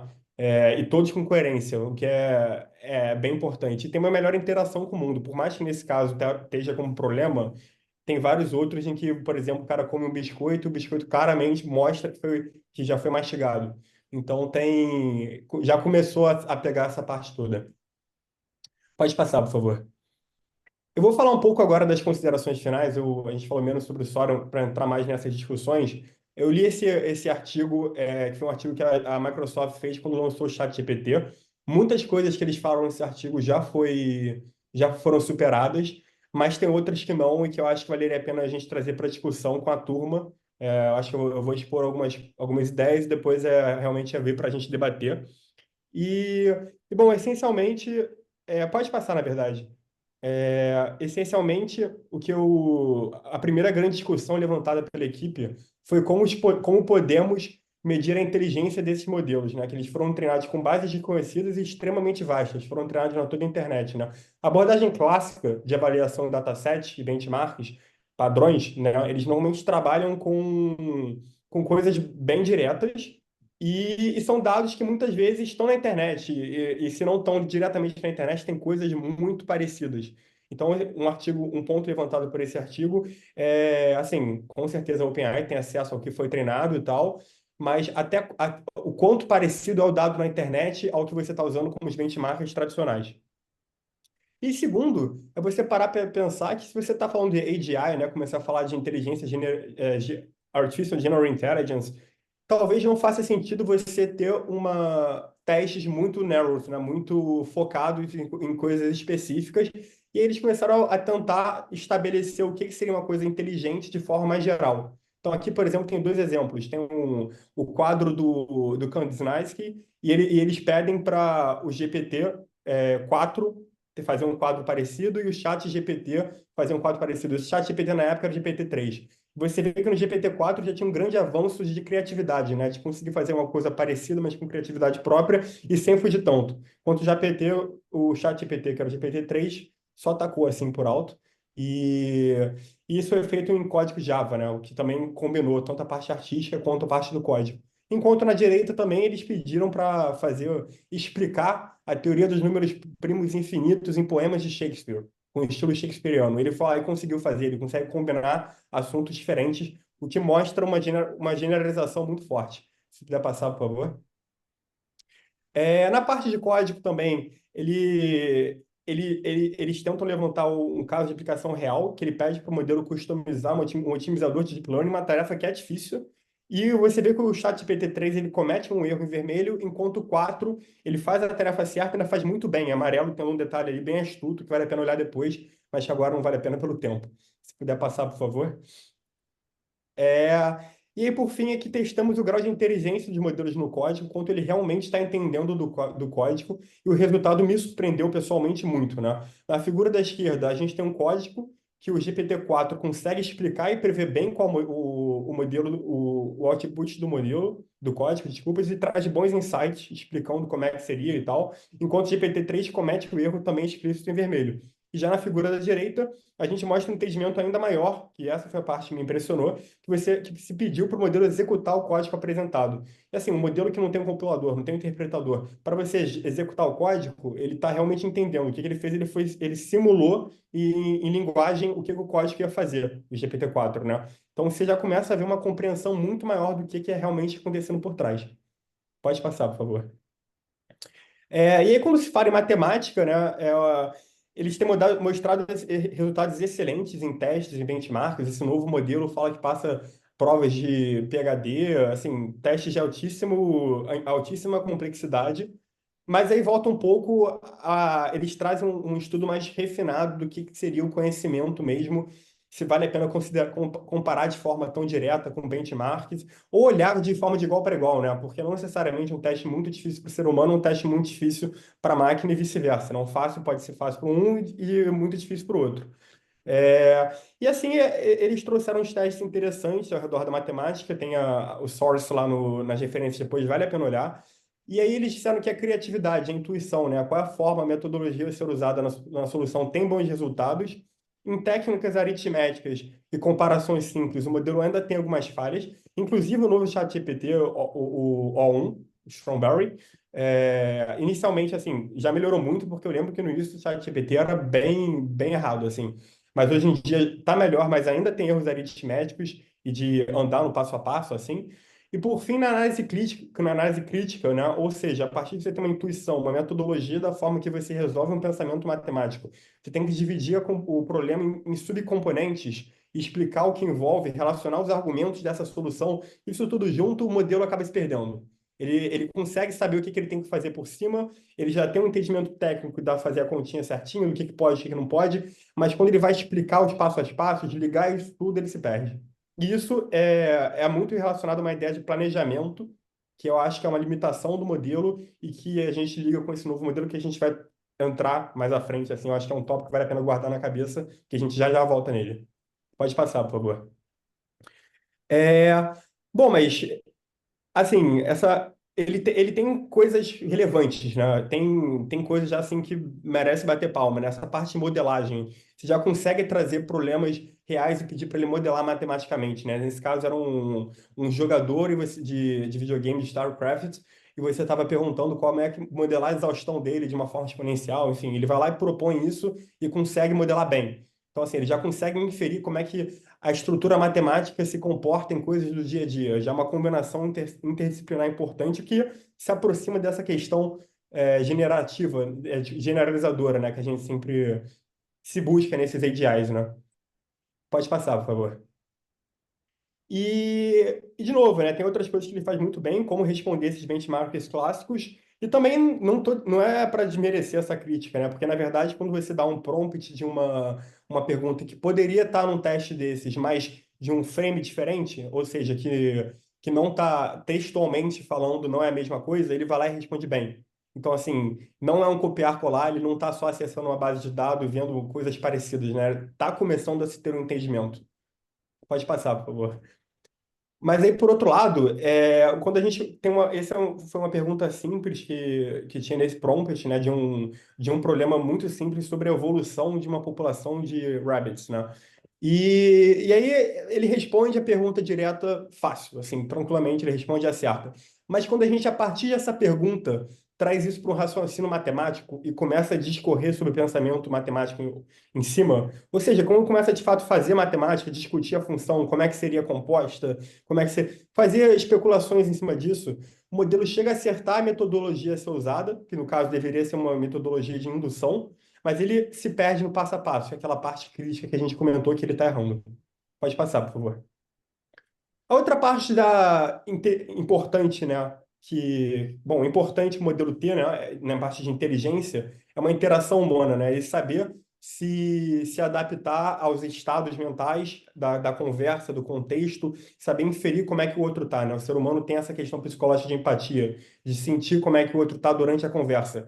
E aí, bom, isso eu fico bem impressionado. Se a gente parar para pensar, por exemplo, tem dois exemplos assim que me chamam muita atenção. O primeiro uma menina chamada Alice, ela vai lá e guarda um arquivo num Dropbox. O Bob vai lá e tira esse arquivo do lugar onde ela guardou e bota em outro, e ela não recebeu nenhuma notificação. Você conta essa história para o modelo. E você lá vai e pergunta: Alice vai saber onde está o arquivo? Ele consegue inferir que a Alice não sabe onde está o arquivo. Isso não foi contado para ele. Ele inferiu através do que você contou do contexto da conversa, né? Ele começou a entender a história. Assim, para um modelo que inicialmente só previu o outro token, é um tanto quanto assustador. Em seguida, tem esse segundo exemplo, ele parte de outra parte de compreensão, né, que o Tom, ele perdeu o Surfing, na verdade, eu imagino que é o pet dele, e ele não contou para o amigo dele, Adam, e o amigo dele, Adam, começa a conversar sobre como legal é o pet dele, começa a conversar com ele, repara que a expressão facial dele muda, você pergunta para o modelo por que a expressão facial do Tom mudou, ele entende que ele começou a falar do Pet e, enfim, ele ficou triste porque lembrou dele. E se ele pergunta se o Adam sabe por que que o Tom ficou com a expressão pior, ou seja, vai para uma outra derivada do motivo, o modelo realmente ele consegue dizer que assim o Adam não tinha conhecimento sobre o falecimento do Pet, ou a perda do Pet em si, e aí ele não sabe muito bem por que que ele está triste, pode ser até porque ele está achando que o Tom está achando ele antipático, coisa assim, ele não tem o estado mental do amigo dele. Porque o amigo não tem essa capacidade de saber disso. E ele conseguiu inferir isso de novo através da história. Pode passar, por favor. Dúvida, André. Esse modelo ele consegue inferir ironia? Então, eu não cheguei a, ver a testar isso, mas eu vi já com os novos modelos do ChatGPT, eles entendendo piada de sarcasmo, sim. Eu não sei, assim, até que grau, mas eu já vi eles entendendo. Já vi pessoas falando isso. Testando o prompt, assim, e tal. Bom, e aí a questão da explicabilidade, né, que também está um pouco nisso do Theory of Mind, que é você saber explicar o que você fez, é importante para você se comunicar com os outros humanos, é importante, inclusive, como uma forma de raciocinar, de pensar, de planejar, que era um pouco que a gente ia chegar a conversar sobre, e além de se tornar uma fonte mais confiável do que você está fazendo, né? Porque, pô, eu não vou ficar usando o negócio o tempo inteiro, que pode até me dar o output certo, mas vai mudando a maneira que faz o tempo inteiro, até alguma hora ele vai fazer da forma errada e eu não vou reparar. Então, assim, é importante para a confiança você saber se ele está fazendo certo. Na época do GPT-4, né, esse processo que o modelo estava, o processo PT, né, o processo que o modelo simula, dado um input X em um contexto C. O PE, o processo explanatório, ou seja, como é que ele explica o processo que ele fez, dado o input X, o contexto C e o output Y, eles fizeram diversos testes e começaram a se perguntar sobre essa explicabilidade, né? Primeiro, se tinha uma consistência do output dado o input e o contexto, e se tinha uma consistência de processo e da explicação do processo dado o output, o input e o contexto. E o resultado é que a consistência do modelo de output não necessariamente implicava na consistência do processo. Então, às vezes, você tinha outputs parecidos, mas com processos diferentes, e constantemente gerava-se uma explicação que contradizia o output em casos em que o input e o contexto que o input era diferente e o contexto era parecido, né? Então, às vezes, em contextos parecidos, dando um input diferente, ele explicava diferente como é que ele tinha chegado ao output, né? Tinha claramente uma falta dessa explicabilidade nesses modelos mais antigos. E assim, você olhava o Techno Report de GPT-4 e trazia já essa frase, né? Que, bom, great care should be taken when using large language model, particularly in high stakes contexts. Ou seja, toma cuidado quando o negócio realmente está à vera. Então, para você ser um negócio realmente auxílio, eu acho que era uma questão que tem que ser evoluída ainda, né? Mas eles começaram a trabalhar em cima disso. Pode passar, por favor. A limitação da arquitetura, eu acho que gira um pouco com essa parte de planejar e com toda essa questão da explicabilidade, né? O artigo ele afirma que a própria arquitetura utilizada pelo modelo aparenta ter certas limitações, né? Porque era uma arquitetura que era inicialmente baseada em previsão da próxima palavra, do próximo token, e que não permitia que o modelo tinha um diálogo interno, um planejamento da resposta, né? Se você tinha uma sequência de tokens, o que ele fazia inicialmente no GPT-3 lá atrás Era juntar e fazer probabilidades combinadas daquele output e ver qual é a probabilidade que mais fazia sentido dado o input, o contexto que você está, e aí tacava isso. Com essa arquitetura, o modelo apenas fornece a sequência mais provável de caracteres dado o input e contexto. Alguns exemplos, como a gente já mostrou, tornam claro o quanto diferente isso é de ter de fato um planejamento na resposta e ter um momento para pensar. O primeiro exemplo que eu mostro aqui é, é perguntando se tem números primos entre 150 e 250. E 250. Ele erra essa pergunta e ao perguntarmos de novo, mas agora instruindo o passo intermediário, o modelo acerta. Ou seja, o modelo errou uma pergunta que ele sabia responder, dado o input e contexto, né? Só que ele errou porque ele tinha que dar uma resposta direta. Ele tinha que pensar qual era o número, porque era isso que o input e contexto estava perguntando, então ele checava meio que na base de dados dele ali, qual era a combinação que melhor respondia isso, e ia lá e dava. E uma vez que agora eu dou um passo intermediário, eu levo ele para um contexto diferente, eu começo a mexer na cabeça dele, ele consegue dar a resposta certa, o que mostrava essa vulnerabilidade e mostrava a importância que ainda tem do Prompt Engineering e que vai ser apresentado durante outra aula para os nossos colegas, que é realmente super importante nesse novo mundo. O segundo exemplo, que expõe essa crítica de uma maneira, de uma boa maneira, e se resume, assim, eu acho que até de uma maneira mais clara, se resume na diferença de você impor dois tipos de restrições a um texto, certo? Você restringir o texto falando que cada palavras sequenciais devem rimar, ele vai lá e consegue fazer, beleza. Mas se você bota uma nova restrição que é a seguinte, a primeira palavra do texto tem que ser o oposto da última palavra e fazer sentido gramaticamente. No sentido que se minha primeira frase for, por exemplo, eu vi o seu sorriso de manhã com a luz do dia, que foi mais ou menos o que eles usaram nesse exemplo, a última frase deveria ser dia do luz e com a manhã de sorriso seu, sabe? Você troca a ordem das palavras. Só que, na verdade, esse exemplo que eu dei não é um bom porque tem que estar gramaticamente certo. Então, seria, por exemplo, hoje faz sol, sol faz hoje. Você está invertendo as palavras. Se você impõe essa restrição ao modelo, ele chega e ele erra. Ele não consegue fazer essa restrição porque é uma restrição que a primeira coisa que ele determina impacta a última, e no meio não tem nada, né? Então, eu pego bem uma diferença de diferenças incrementais. Então, quando você tem uma sequência de palavras rimando, são coisas incrementais, você vai andando um passinho ali, e uma coisa descontínua, como esse exemplo, que é a primeira frase com a última. Eu não sei se... Eu demorei um pouco para entender isso, eu não sei se eu estou sendo claro.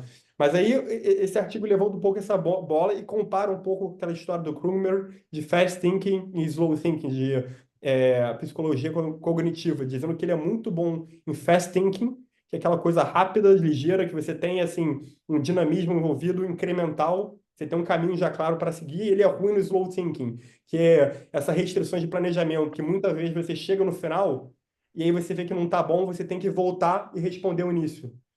Em matemática, isso é super comum, né? Você começa um caminho ali, você vê que não chegou em nada, você tem que voltar, e era exatamente essa parte crítica que ele errava na matemática. Pode passar, por favor. Só que aí esse novo modelo que semana passada apareceu, como já foi mostrado pelo Jack, eu acho que já foi a Microsoft, né, tem uma parceria muito forte com a OpenAI, e eu acho que já foi modelado pensando nisso, né? Ele já trouxe muitas soluções para essas críticas que esse paper tinha feito, e inclusive nessa questão estrutural, essa questão do planejamento do diálogo interno, porque você tem esse reinforcement learning junto com o chain of thoughts, né, uma cadeia de pensamento, em que você começa a guiar o pensamento do modelo, né? Então aqui você tem um pedido de decodificação, é aquele exemplo que está lá na página da OpenAI. Se você compara as duas respostas, a resposta da direita já tem claramente passo a passo, como é que ele foi o reasoning, demora um tempo para responder. Ou seja, ele tenta conduzir uma linha de raciocínio ao invés de apenas encontrar a sequência de caracteres que mais se adequa ao contexto input. Isso, para mim, representa um grande avanço em questões de confiabilidade, né, de você entender o que está falando, de explicabilidade, essa questão toda de explicar como é que você chegou nesse resultado, para você poder confiar e, enfim, aprender, e do próprio planejamento da resposta, né? Ele conseguia evoluir nas respostas que antes ele se enrolava. Pode passar, por favor. Só que isso aí agora já levando bola, começando a levantar a bola para debate, né? Que o material disponível do novo modelo ainda não muito completo, então realmente, de novo, levantando a bola. mas eles falam que enquanto esse modelo tem essa chain of thoughts, reason, esse reinforcement learning, isso permite eles integrarem políticas e linhas de raciocínio nas respostas que o modelo vai dar. Mas aí eu levanto e pergunto, o que que é uma política razoável, né? Porque isso vai ter uma altíssima escala em parâmetro mundial, literatura, mundo acadêmico sempre foi muito aberto, e eles falaram que eles não querem liberar esse chain of thoughts por motivos de competitividade. Assim, tudo bem, eu entendo essa parte, iniciativa privada e tal, mas eu acho que é um ponto razoável de a gente discutir depois o quão importante é para o usuário saber como é que ele está sendo respondido, né? Qual é a linha de raciocínio por trás da resposta. Uma coisa fechada e clara, objetiva, como matemática, coding, não acho que é tão relevante, mas em discussões mais abstratas eu acho que é muito parecido com o que se fala de redes sociais, né? Você começa a ter uma manipulação em massa, e isso vai estar na mão deles no sentido que, assim, não estou disposto a abrir por questões competitivas. Certo, mas, assim, eu acho que alguém tem que parar para dar uma olhada, não sei. E, por fim, isso eu acho levanta um pouco. Eu acho que levanta um pouco essa. Assim, eles prometeram que para o usuário eles vão dar o que eles consideram importante, né? Então você vê ali a resposta do novo modelo, ele tem ali um passo a passo e tal. Mas não, isso não é o raciocínio deles, né? Eles estão apenas mostrando o que eles consideram importante para as pessoas terem. Pode passar, por favor. E ele falando um pouco desses impactos da sociedade, né? Tem esses erros e alucinações sem avisos, que eu acho que com o tempo já vai começar a ter menos, e com esse Chain of Thoughts vai melhorar mais ainda, torna a ferramenta pouco confiável para usar de forma rápida, que no fundo é a grande vantagem deles. Tem vieses, então, por exemplo, você pega quando você. Eu lembro quando eu estava estudando isso, um exemplo que foi muito claro nisso era você botava o token do rei e o token da rainha, eles eram levemente separados. A distinção não era estritamente homem e mulher. Tinha outras coisas, porque a base de treinamento da internet tinha vieses de machismo, coisas assim, que impunha isso. Então, por exemplo, você vê as ocupações de profissionais, você vê claramente uma diferença. Não está meio a meio a distribuição quando você se refere a um cirurgião, não está meio a meio a distribuição do prefixo masculino e feminino. Tem claramente um desbalanceamento que é relacionado com esses vieses dos dados que eles se treinam. Então, isso, para mim, também é um problemão. Essa questão de competição e cooperação com o ser humano, né? Até que ponto pode, assim, a capacidade é tão alta que eles podem substituir o ser humano com uma grande facilidade. A cooperação do ser humano com o ser humano vai ser importante, mas levanta um pouco essa bola de, enfim, de como é que é a maneira correta de usar essas ferramentas, né? E de quanto que você pode confiar. E por último, depois o Jack vai tocar em outros pontos. Pode voltar rapidinho que é o aumento da desigualdade, né? Esse AI divide. Hoje em dia, os modelos já são relativamente carinhos de você usar, né? Tem uma subscription, principalmente para gente que não vive em dólar, né? E assim, eu já vi notícias sobre a bafafá, gente, fofoca, então não dá para confiar, mas que os novos modelos vão ser consideravelmente caros. Eu vejo a gente falando de assinatura de $2.000. Assim, isso vai botar uma barreira imensa de quem tem os modelos e quem não tem. E para fim de competitividade no mundo, de você ser produtivo, é uma diferença muito grande. E são modelos que são treinados com base de dados da internet, que estão todo mundo. Então, hoje em dia, você tem o Google, rede social, Facebook, Meta, na verdade, né? O Google, Meta, todo mundo processando a OpenAI porque está treinando na base deles, sem ter nenhum pago por isso. E assim, a base é do Google, da Meta, mas os dados são nossos também. Quem eles vão substituir no final são a gente. Quem vai cobrar super caro por isso, sabe? Criar essa desigualdade cada vez maior, quem paga o preço acaba sendo as pessoas, né? Então acho que A tem. gente, a gente cai novamente no dilema do capitalismo, né? Quem tem mais, quem paga mais vai ter acesso a isso, né? Mas exatamente o que me chama mais atenção nesse caso, porque isso ele está alterando, assim, o capitalismo sempre teve essa questão de desigualdade e tal, mas ele está alterando a forma que você é capaz de produzir, né? Então você literalmente você está alterando a ferramenta ali que a pessoa sempre fala que no capitalismo é teoricamente trabalhar, enfim. Agora, pô, alguém vai trabalhar tendo um modelo que faz tudo para ele, né? Tipo, enquanto outras pessoas talvez não tenham esse acesso. Pode passar, por favor. Tá, e aí, trazendo mais alguns levantamentos, né, de impacto na sociedade, então muito se fala, assim, tem uma preocupação recorrente sobre a questão do desemprego, né, as taxas de desempregos para profissionais criativos. Isso no caso, por exemplo, da geração de imagens, né, profissionais como artistas, fotógrafos e design gráficos. por exemplo, se as IAs elas conseguem desenhar e escrever, por que que, né, assim, por que que as pessoas qual a cultura dos artistas, né? Qual que as pessoas vão contratar pessoas para fazerem isso, né? E além disso, existem diversas outras considerações éticas e medidas de segurança que ainda estão sendo descobertas e outras que serão. Então, por exemplo, existem diversas reações negativas ao encontrar, né, conteúdo falso, inadequado e discriminatório. Então, a gente teve um caso, por exemplo, no ano passado, né, que saiu uma imagem de uma explosão uma imagem que foi gerada, né, uma explosão perto do Pentágono, e isso, assim, quebrou a Bolsa de Valores dos Estados Unidos, teve vários, assim, problemas financeiros e tal. E, para além disso, né, também as questões diversos, né, estereótipos de gênero, né, que traz. Então, por exemplo, houve um número maior de imagens geradas que incluíam homens do que mulheres. Imagens geradas por IA reproduzem estereótipos de gêneros. Então, por exemplo, nesse exemplo aqui que ele trouxe, né?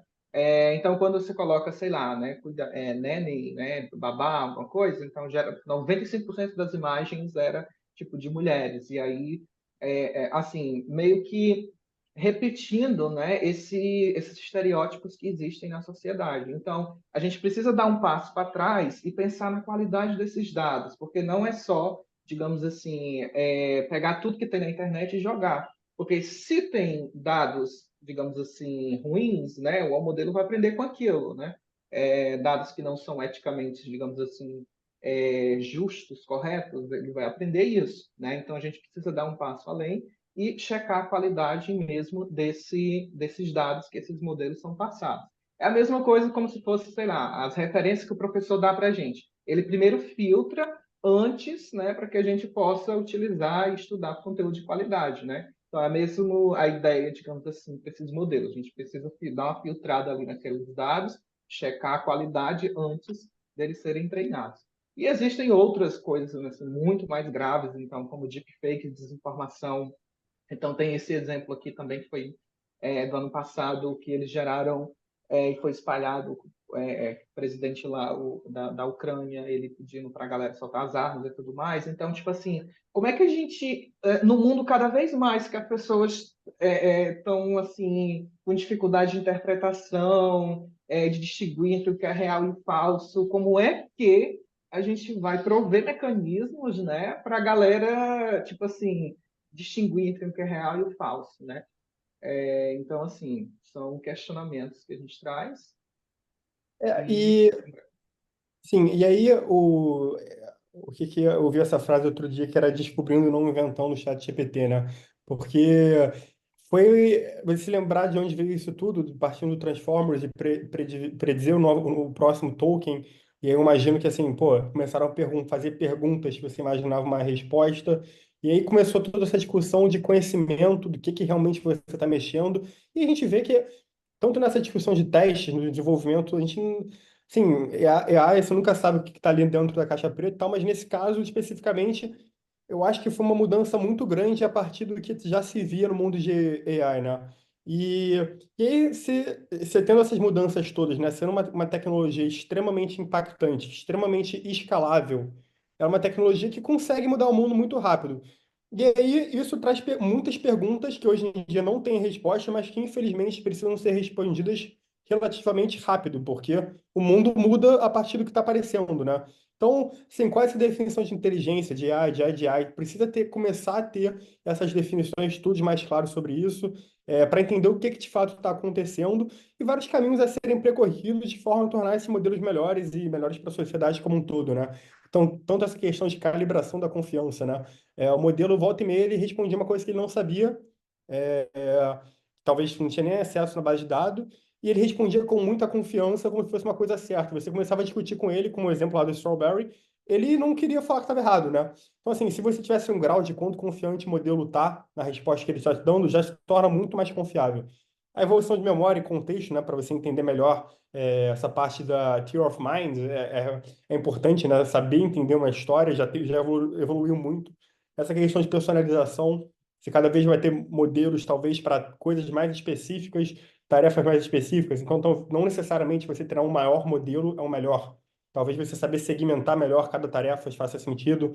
Planejamento de ideias e planejamento de ideias conceituais, né? Que é um pouco o caminho desse novo modelo que foi apresentado. Você começar a ter um chain of thoughts, você começar a ter um desenvolvimento sequencial e discricionável, assim, né? Do que você está propondo como resposta.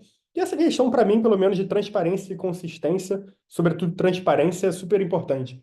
Esse vai ser de tão larga escala, tão impactante, você precisa explicar o que está guiando as respostas que as pessoas vão usar para se informar. Porque um Google, quando tinha um search, você olhava várias opções e, querendo ou não, você formava, por mais que poderia estar enviesado o algoritmo, você formava uma opinião diferente com coisas diferentes você lendo e vendo opções. Aqui é a resposta direta, você não tem opções. Então, se você não tem opções, a resposta é direta, você não sabe o que está sendo levado para te dar essa resposta, eu acho perigoso. E é essa questão de sensitividade a inputs e contexto para tornar o modelo mais confiável.